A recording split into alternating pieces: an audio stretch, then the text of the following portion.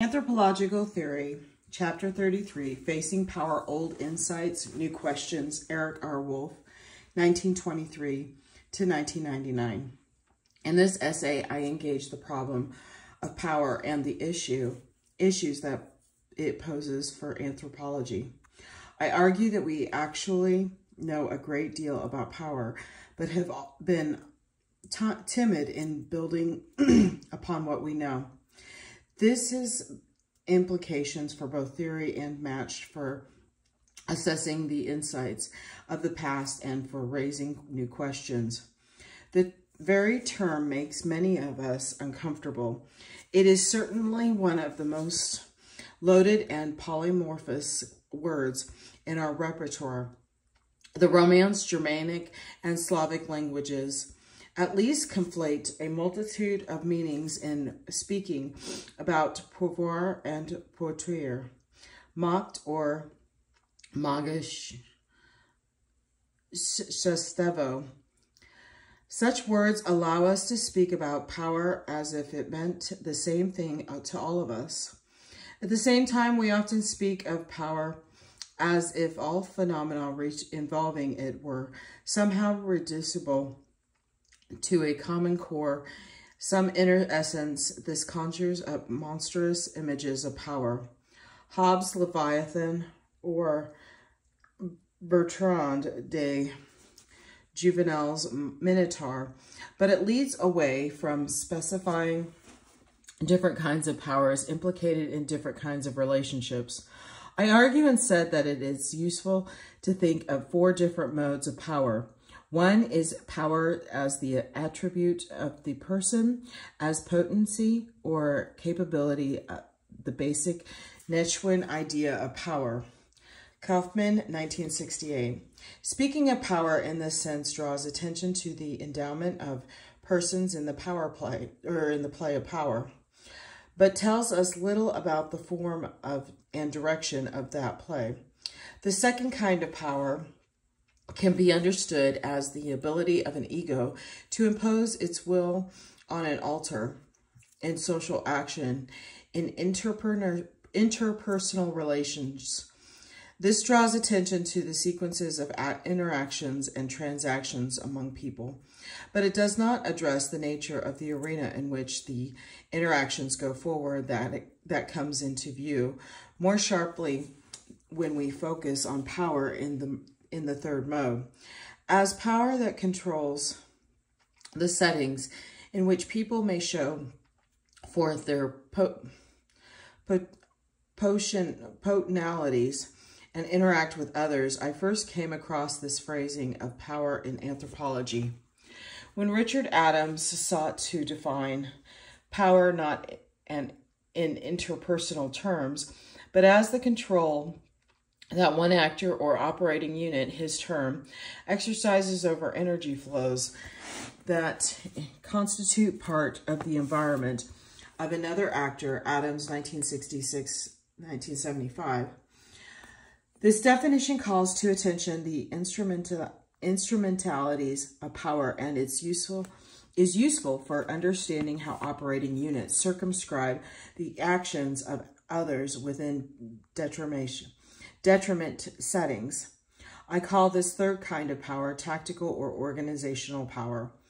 But there is still a fourth mode of power, power that not only operates within settings or domains, but that also organizes and orchestrates the settings themselves, and that specifies the distribution and direction of energy flows. I think that this is the kind of power that Marx addressed in speaking about the power of capital to harness and allocate labor power, and it forms the background of Michael Foucault's notion of power as the ability to structure the possible field of action of others. Foucault, 1984 through 428.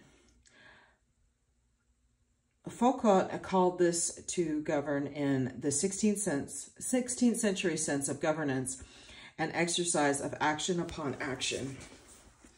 Foucault himself was primarily interested in this power this as the power to govern consciousness, but I want to use it as a power that structures the political economy.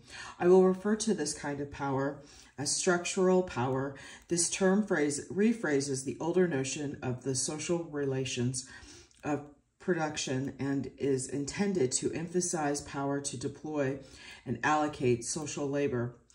These governing relations do not come into view when you think of power primarily in interactional terms. Structural power shapes the social field of action so as to render some kinds of behavior possible, while making others less possible or impossible.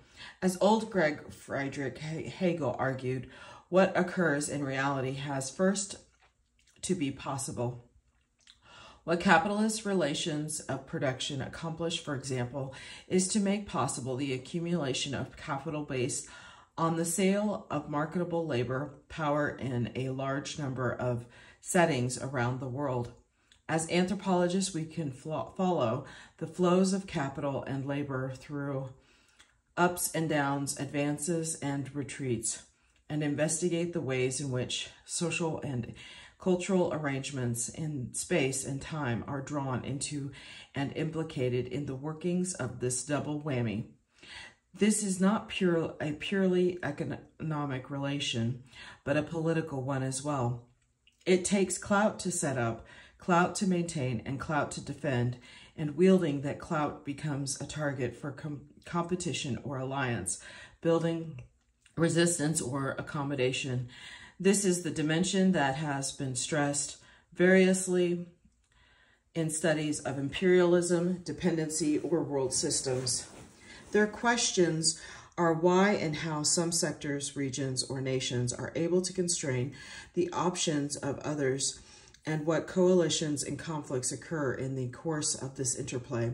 Some have said that these questions have little relevance to anthropology in that they don't have enough to say about real people doing real things, as Sherry Ortner put it, but it seems to me that they do touch on a lot of what goes on in the real world that constrains, inhibits, or promotes what people do or cannot do within the scenarios we study. The notion of structural power is useful precisely because it allows us to delineate how the forces of the world impinge upon the people we study without falling back into an anthropological nativism that postulates supposedly isolated societies and uncontaminated cultures, either in the present or in the past. There is no gain in a false romanticism that pretends that real people doing real things inhabit self-enclosed and self-sufficient universes.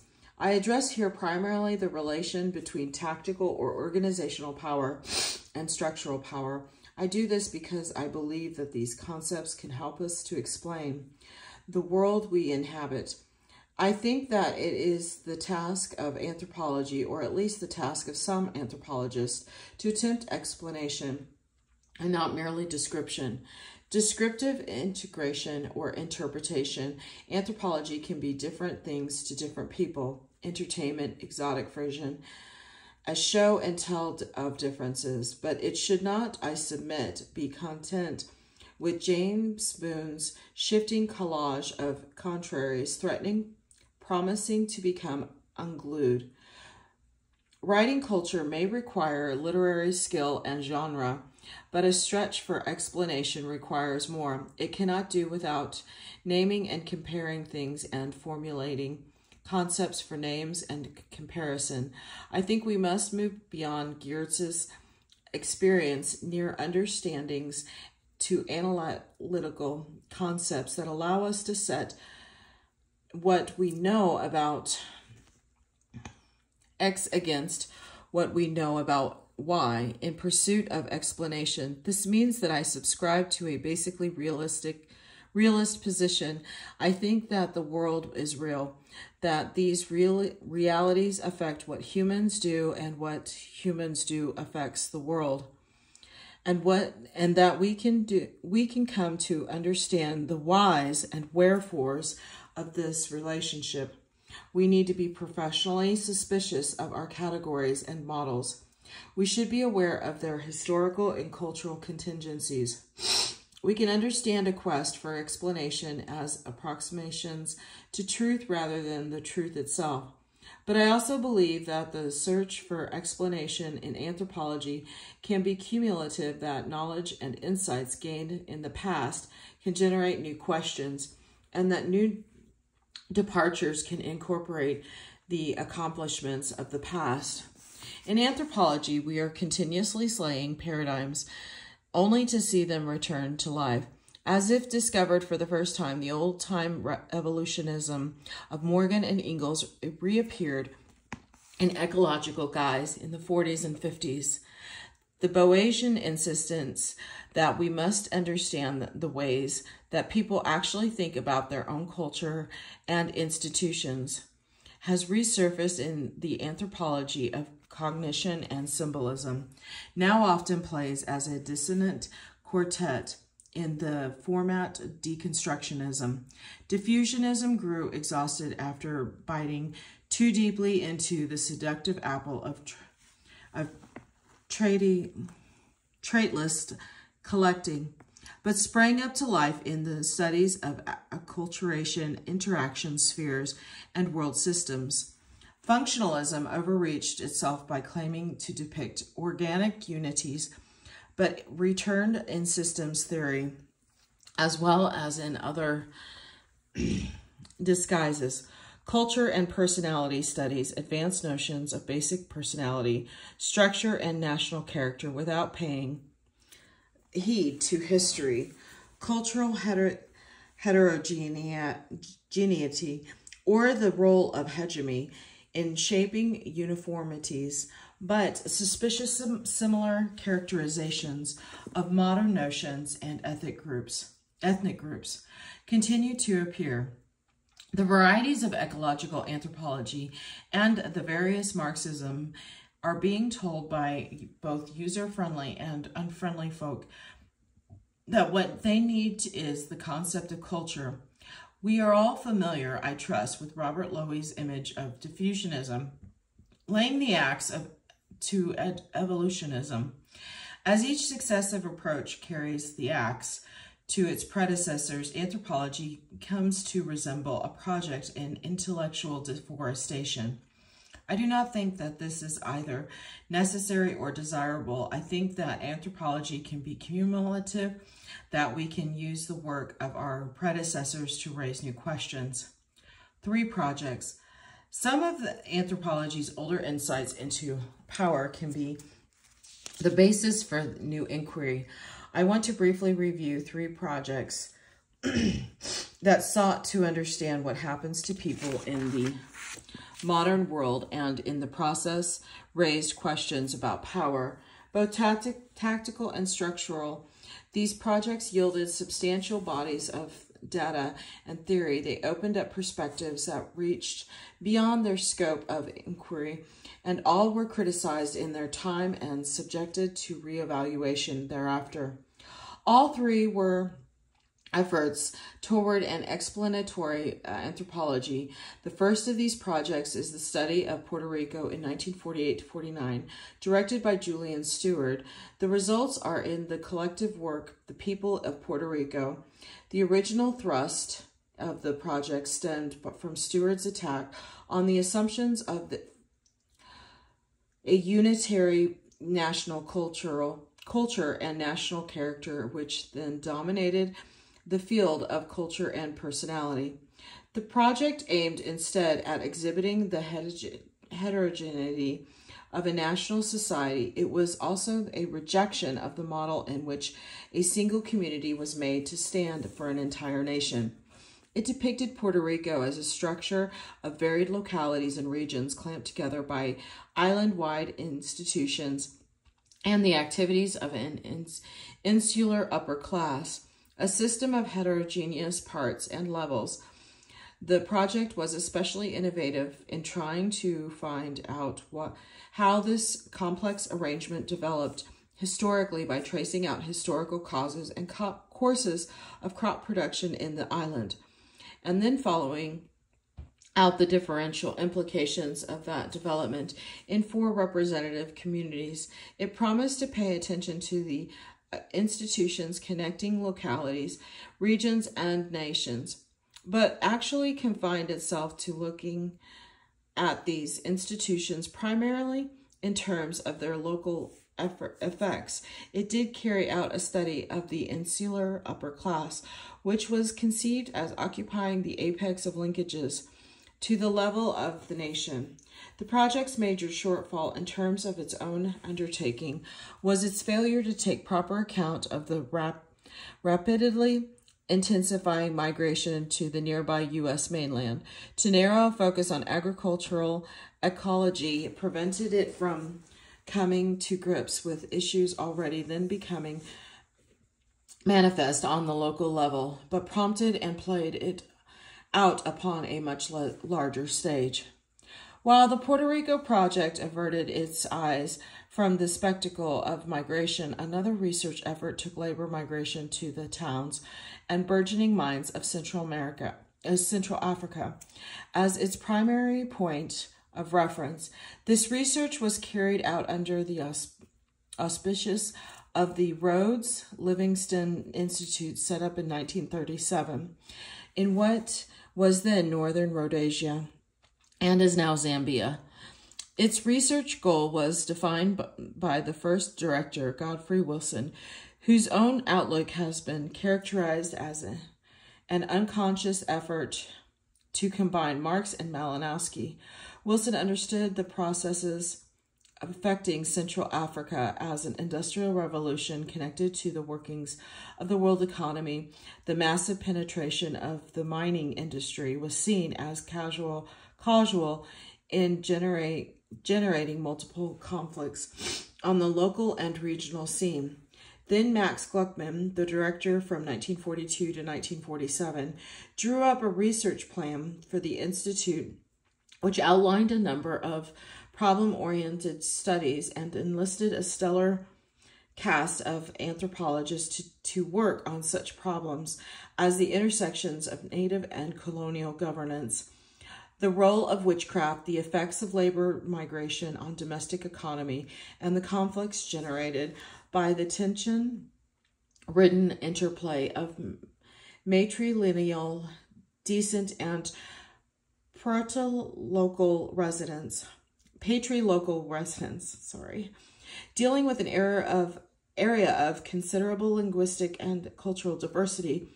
The researchers were able to compare their findings to identify what was variable and what was common in local responses to general processes.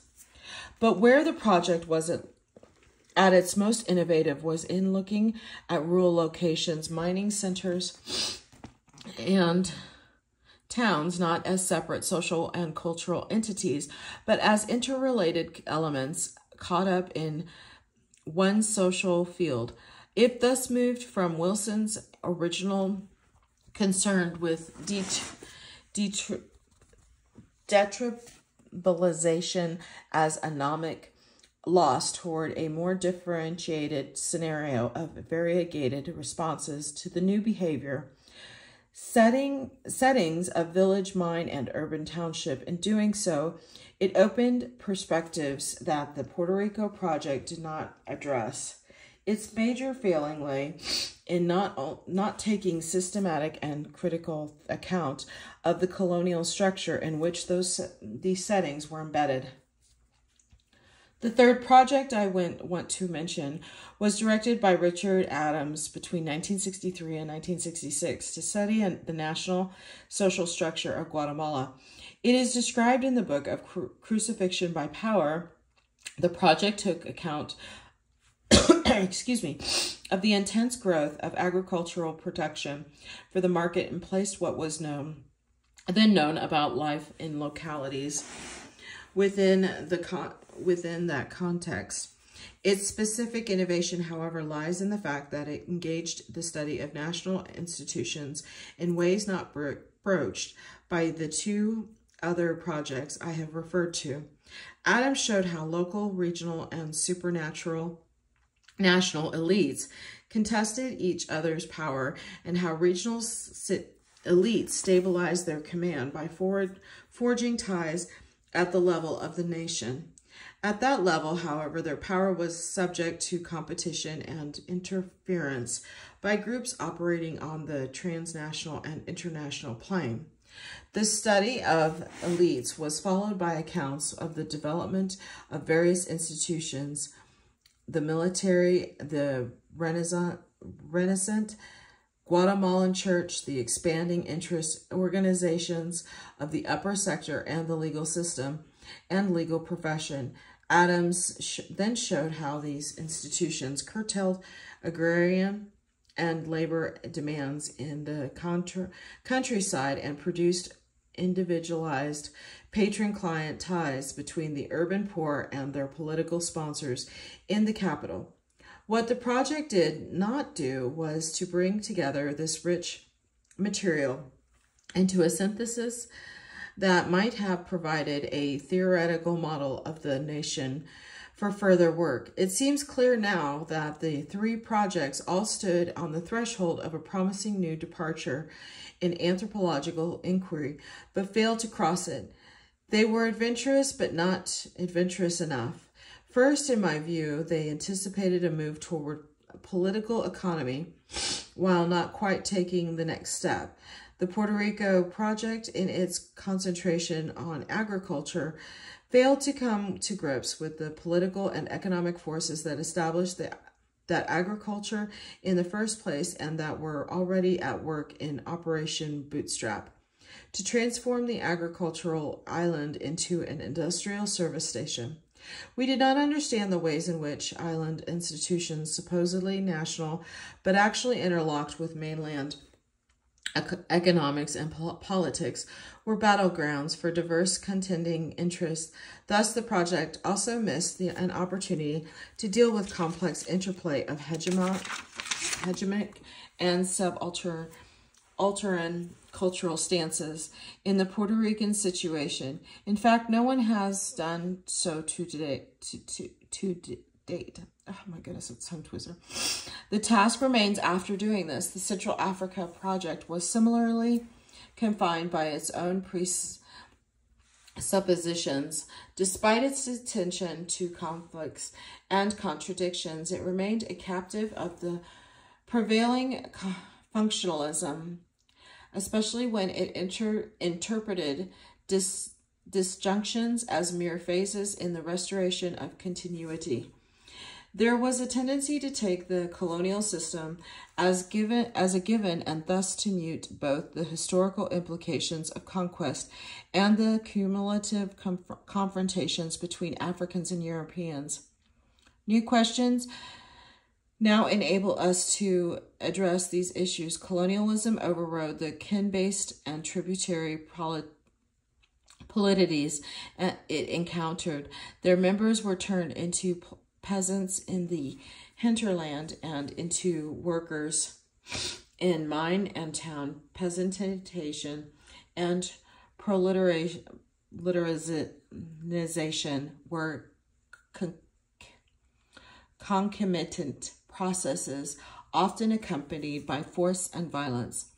New ethnic and class identities replaced older and now discentered ties, yet research has also uncovered a multiplicity of African responses in labor and political organization. In dance societies, in proliferation of religious movements, in rebellion and resistance, these studies have re-emphasized the role of cultural understandings as integral ingredients of the transformation of labor and power. Adams' project came very close to a new opening.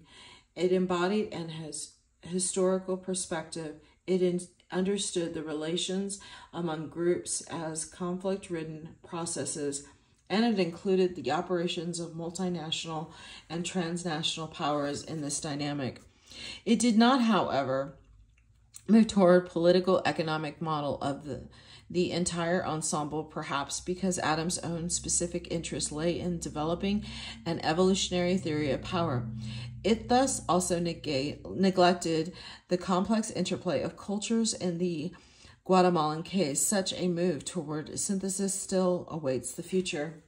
The significance of these three projects lies not only in their own accomplishments, but in the new questions they lead us to ask. First, they call attention to history, but not history as one damned thing after another. As Leslie White used to say, history, says Maurice Godelaire, does not explain. It has to be explained. What attention to history allows you to do is to look at the processes unfolding, intertwining, spreading out, and dissipating over time. This means rethinking the units of our inquiries, households, localities, regions, national entities, seeing them as not as fixed entities, but as problematic, shaped, reshaped, and changing over time. Attention to processes unfolding over time foregrounds organization, the structuring arrangements of social life, but requires us to see these in process and change. Second, the three projects point us to processes operating on a macro scale as well as in micro settings. Puerto Rico was located first in the Hispanic orbit, then in the orbit of the United States. Central Africa was shaped by worldwide industrialization as well as by the policies of colonial governance. Guatemala has been crucified by external connections and internal effects. At the same time, the point continues an older anthropology, which spoke first of cultural areas, then of oikoumens, interaction spheres, inter-ethnic systems, and symbiotic regions, and that can now entertain world systems. Macroscopic history and processes of organization thus become important elements of a new approach. Both involve considerations of power, tactical, and structural. Organization. Organization is key because it sets up relationships among people through allocation and control of resources and rewards. It draws on tactical power to monopolize or share out liens and claims to channel action into certain pathways. While interdicting the flow of action into others, some things become possible and likely. Others are rendered unlikely. At the same time, organization is always at risk. Some powers balances always shift and change. Its work is never done. It operates against entropy.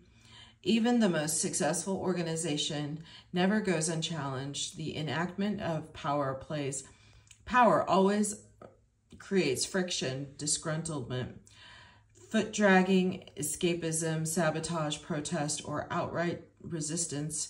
A panoply of responses well documented with Malaysian materials by James Scott in Weapons of the Weak. Granted the importance of the subject, one might ask why anthropology seems to have relinquished the study of organization so that today you can find the topic more often discussed in the manuals of business management than in our publications. We structure and are structured. We transact, we play out metaphors, but the whole question of organization has fallen into abeyance. Many of us entered anthropology when there were still required courses in something called social organization. It dealt with the principles of categorization like gender, generation, and rank, and with groupings such as lineages, clans, age sets, and associations. We can now see in retrospect that this labeling was too static because organization was then grasped primarily as an outcome, a finished product responding to a cultural script and not visualized in the active voice as process, frequently a difficult and conflict-ridden process at that. When the main emphasis was on organizational forms and principles, it was all too easy to understand organization in architectural terms as providing the building blocks for structure, a reliable edifice of regular and recurrent practices and ideas that rendered social life predictable and could thus be investigated in the field. There was little concern with tactical power in shaping organizations, maintaining them, destabilizing them, or undoing them. If an idea is judged by its fruitfulness, then the notion of social structure proved to be a very good idea. It yielded interesting works and productive insights. It is now evident that it also led us to reify organizational results into the building blocks of hypothesized social architectures. For example, in the concept of the unilineal descent group, that idea was useful in leading us to think synoptically about features of group membership, decent jural, political solidarity, rights and obligations focused on a common estate, injunctions of prescriptive altruism, and norms of encompassing morality. Yet it is one thing to use a model to think out the implications of organizational processes and another to expect unilineal descent groups with all these features to materialize in these terms as dependability shaped bricks in a social structure edifice. How do we get from viewing organization as product or outcome to understanding organization as process? For a start, we could do worse than heed Conrad Ahrensberg's advice to look at the flow of action, to ask what is going on, why it is going on, who engages in it, with whom, when, and how often. Yet we would now add to this behavior-centered approach to a new question. For what and for whom is all this going on? And indeed, against whom? This question should not be posed merely in interactionist terms.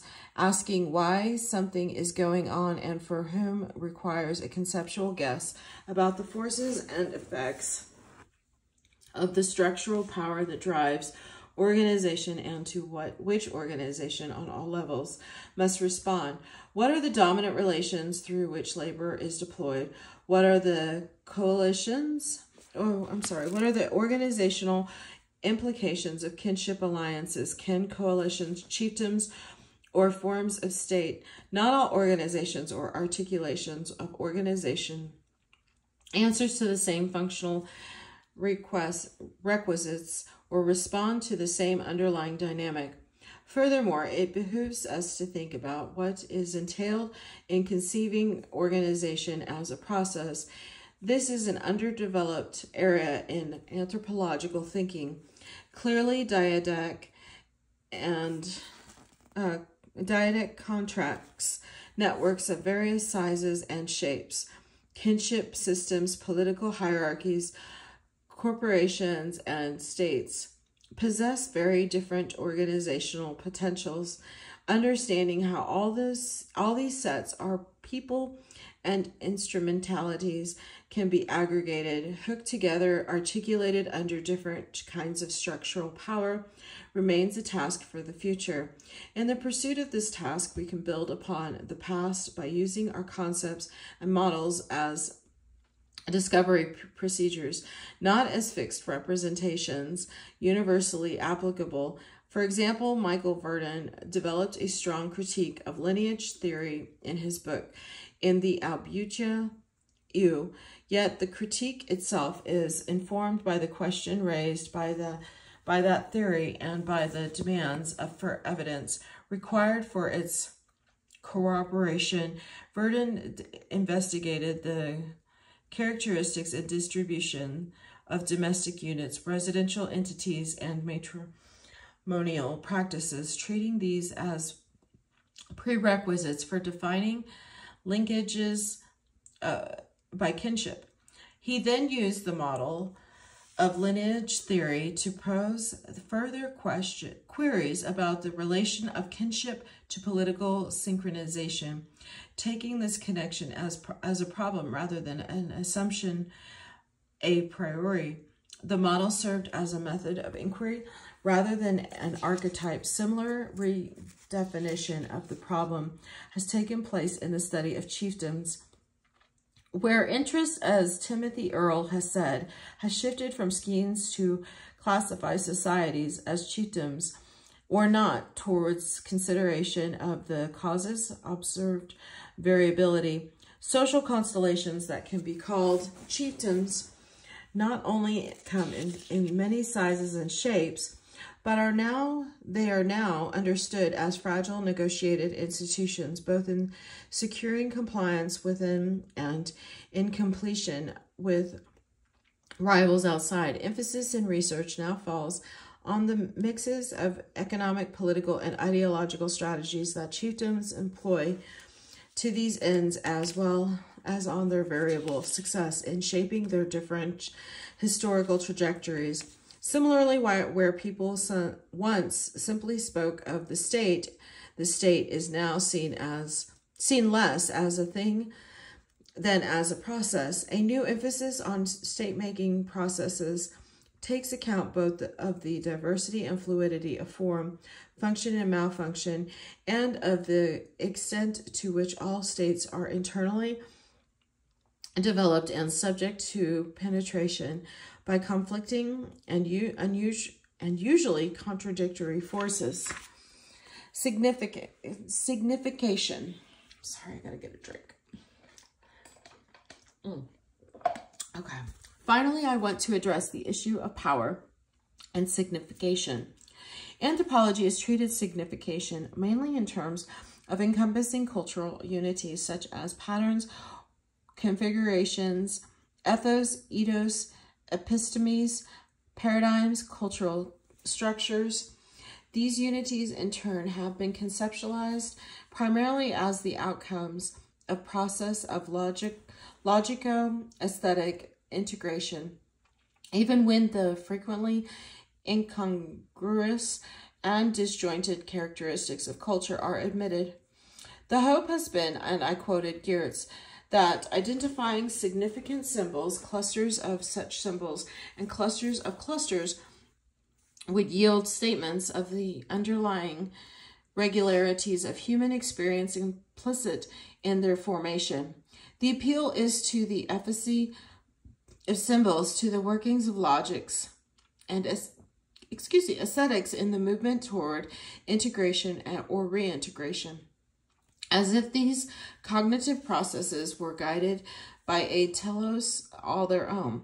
I call this approach into question on several grounds. First, I draw on the insight of Anthony Wallace, who in the late 1950s contrasted views of culture that emphasized the replication of uniformity with those that acknowledged the problem of the organization of diversity. He argued that all societies are, in a radical sense, plural societies. How do societies ensure that the diverse cognitions of adults and children, males and females, warriors and shamans, slaves and masters articulate to form the equivalent structures that are substance of social life?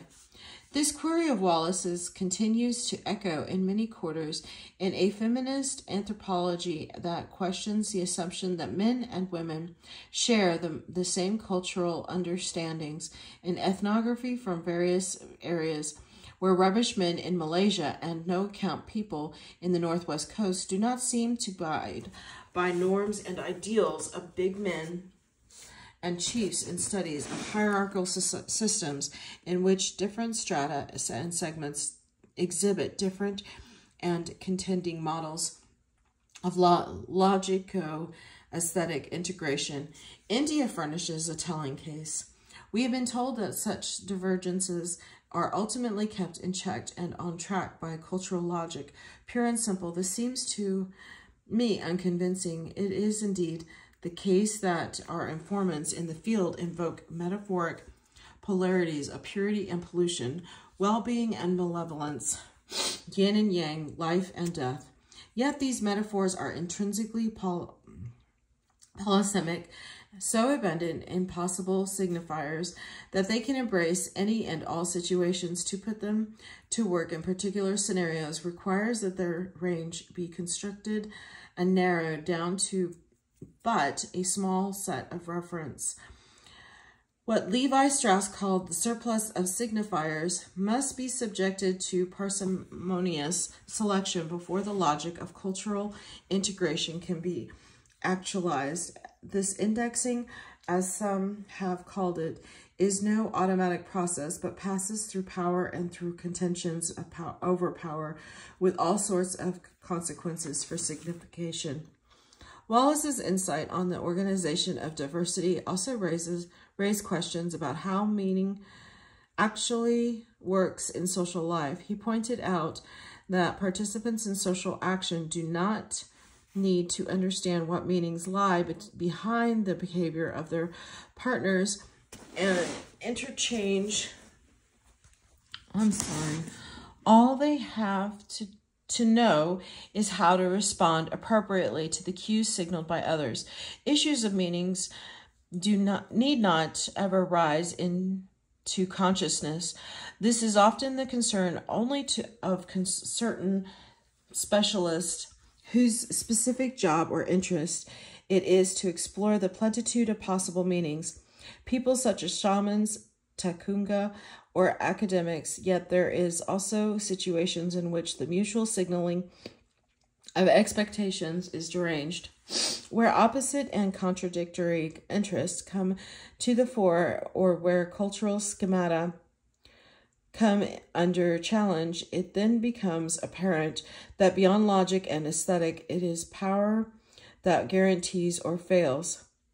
Power is implicated in meaning through its role in upholding one version of significance as true, fruitful, or beautiful against other possibilities that may threaten truth, fruitfulness, or beauty. All cultures, however conceived, carve out significance and try to stabilize it against possible alternatives in human affairs. Things must be different, and often are. Roy Rappaport, in writing In Sanctity and Ritual Rappaport, has emphasized the basic arbitrariness of all cultural orders. He argues that they are anchored in postulates that can neither be verified nor falsified, but that must be treated as unquestionable. To make them unquestionable, they are surrounded by sacredness. I would add that there is always the possibility that they might come unstuck. Hence, symbolic work is never done, achieves no final solution. The cultural assertion that the world is shaped in this way and not in some other way has to be repeated and enacted, lest it be questioned and denied. The question is well made by Valery in his study of kinship and sacrifice in Hawaii. Ritual, he says, produces sense. By creating contrast in the continuum of experience, this implies suppressing certain elements of experience in order to give relevance to others. Thus, the creation of conceptual order is also constitutively the suppression of aspects of reality. The Chinese doctrine of the rectification of names also speaks to this point of the suppressed alternatives, stipulating that the world works in one way and not in the other, requires categories to order and direct experience. According to this doctrine, if meanings multiplied so as transcend established boundaries, social consensus would become impossible. People would harm each other like water and fire. Hence, a wise government would have to restore things to their proper definitions. In clear recognition that the maintenance of categories upholds power, and power maintains the order of the world, I have spoken of different modes of structural power, which work through key relations of governance. Each such mode would appear to require characteristics, ways of conceptualizing and categorizing people in social formations that deploy labor through relations glossed. Kinshiped people are assigned to networks of bodies of kin that are distinguished by criteria of gender distinct substances or essences of descent, connections with the dead, differential distributions of myths, rituals, and emblems. Tributary formations hierarchize these criteria and set up distinct social strata, each stratum marked by a distinctive inner substance that also defines its positions and privileges in society. Capitalist formations peel the individual out of the encompassing scriptive bodies and install people as separate actors, free to exchange, truck, or barter in the market, as well as in other provinces of life. The three modes of categorizing social actors, moreover, imply, quote, different relations to nature and cosmos. When one mode enters into conflict with another, it also challenges the fundamental categories that empower its dynamic. Power will then be invoked to assault rival categorical claims. Power is thus never external to signification. It inhibits meaning and is its champion in stabilization and defense. We owe to social anthropology the insight that the arrangements of a society become more visible when they are challenged by crisis. The role of power also becomes most evident in its instances where major organizational transformations put signification under challenge. Let me offer some examples in their study of the Plains Vision experience. Patricia Albers and Seymour Parker contrast the individualized visions of the egalitarian foragers of the Plains periphery and the standardized kin group controlled visions of the horticultural village dwellers. Still a third kind of vision, oriented toward war and wealth, emerged among the buffalo hunting nomads who developed in response to the introduction of horse and gun. A horse pastoralism proved increasingly successful, and the horticulturalists became riven by conflicts between the personal, private visions of young men involved in buffalo hunting and the visions controlled by hereditary groups of kin. The development of merino states in Madagascar gives us another example. See, for example, Berg 1986 and Block 1986. As the state became increasingly powerful and centralized around an intensified agriculture and ever more elaborate social hierarchy, the royal center also emerged as the hub of the ideational system. Local rites of circumcision, water sprinkling offerings to honor superiors, and rituals ministering to group icons and talismans were increasingly synchronized and fused with rituals of state. The royal rituals of Hawaii furnish a third case. Their development was linked to major transformations that affected Hawaii after 1400, when agriculture and aquaculture were extended and intensified. Local communities were recognized, lineages were deconstructed, commoners lost the right to keep genealogies and to attend temples, and were assigned a quasi-tenants to non-local subaltern chiefs. Chiefs and aristocrats were raised up godlike into a specific endogamous stratum. Conflicts within the elite brought an endemic warfare, and attempts at conquest both fed the cult of human sacrifice. Innovations in myth and ritual portrayed the eruption of war and violence by the coming of outsiders, sharks upon the land.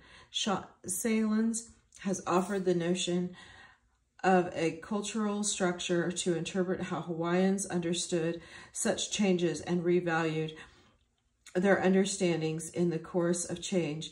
But reference to a cultural structure alone or even a dialect of a structure of meaning with the world, will not yet explain how given forms of significance relate to transformations of agriculture, settlement, socio-political organization, and relations of war and peace. To explain what happened in Hawaii or elsewhere, we must take the further step of understanding the consequences of the exercise of power.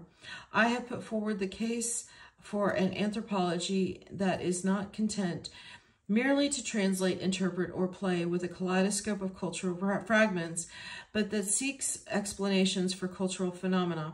We can build upon the past and old insights, but we must also find our way to asking new questions. I understand anthropology as a cumulative undertaking as well as a collective quest that moves in ever-expanding circles, a quest that depends on the contributions of each of us and for which we are all responsible. This is the end of the chapter, and here are the references. Thank you.